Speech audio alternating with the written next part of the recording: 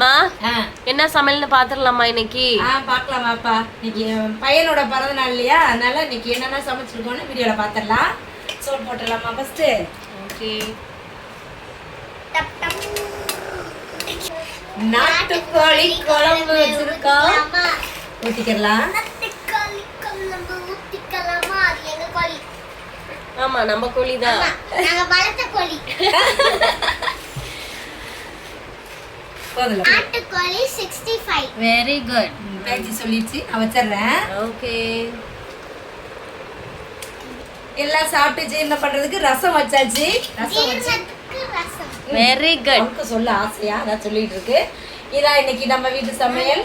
இன்னைக்கு பிறந்த நாள் திரும்ப நாள் கொண்டாடுற எல்லாருக்கும் வாழ்த்துக்கள் சொல்றேன், ப்ரேயர் பண்ணிக்கிறேன்.